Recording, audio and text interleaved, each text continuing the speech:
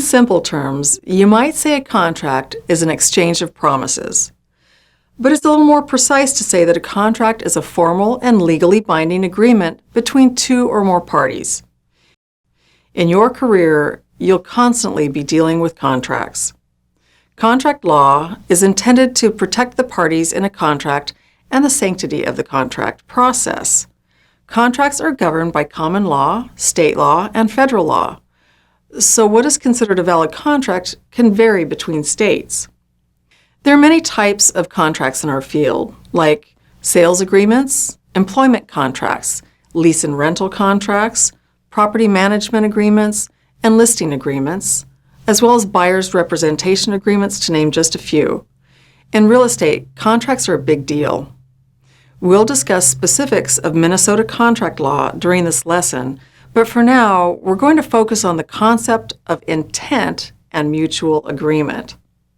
The key thing to remember about intent is that while it's important in some contracts, it's not necessary in all. Generally, an intent to create a contract means that the parties were consciously and without coercion forming a binding agreement, an exchange of promises, and is required for most contracts. I say most because a contract may be implied even though no intent was expressed. Courts have held that a contract may be implied if the parties have a history of behavior exhibiting a pattern of similar actions. For example, a real estate agent received a fee for bringing tenants to a landlord over several years so that the agent presumed that the landlord's acceptance of a new tenant was business as usual. Then the landlord refused to pay, claiming that there never was a contract. This could be construed as an implied contract, and that brings us to mutual agreement. Mutual agreement is required in all contracts. This is why, when accepting an offer in a real estate transaction, one party must agree to the exact terms presented by the other. Both must be seeing and saying the same thing. For example, your buyer presents a seller with an offer. Should the seller find any aspect of the contract that they don't agree with, then they have two options: rejection or counteroffer. If anything at all is changed, the offer is now a counteroffer and the original offer no longer exists. If they simply wish to reject the offer, the process ends there.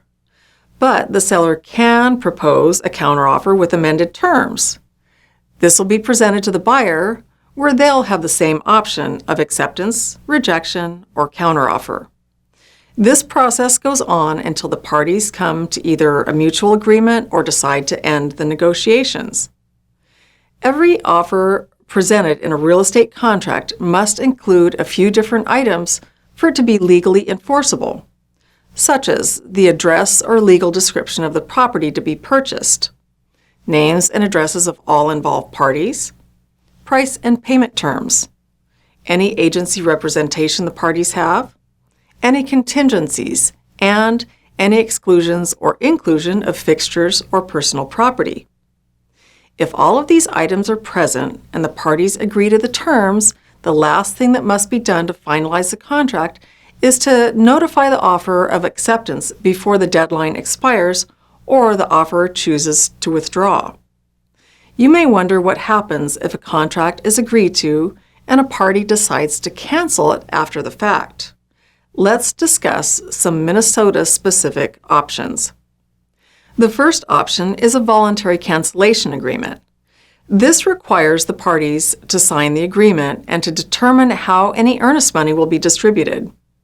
According to Minnesota Statute, Chapter 82.75, Subdivision 5, brokers are allowed to distribute earnest money from a trust account if they receive the voluntary cancellation agreement signed by all parties. The next option is by court order. Under the same statute, if a voluntary cancellation agreement can't be reached, the party wishing to cancel the contract can request a court order for cancellation. If one is obtained, a broker can then release earnest money as directed in the order. Minnesota Statute, Chapter 559.217, provides for statutory cancellations. This allows a party to cancel a purchase agreement if the other party defaults on the contract. Generally, it's better for the party to attempt a voluntary cancellation agreement first, as statutory cancellation is more expensive and time-consuming. At times, though, this may be the only option. If it appears a client may pursue statutory cancellation, you should always refer them to an attorney. If you don't, it could easily move into the realm of practicing law without a license. Most of the time, if a person decides to withdraw from a listing or representation agreement, simple written notice often will do, although some may request a time limit such as a 30-day notice. Also remember that all forms of representation agreements require an expiration date and cannot renew automatically. These are just some of the basics surrounding real estate contracts, but it's important to have an understanding of all these laws so you can best serve your clients and protect them as well as yourself.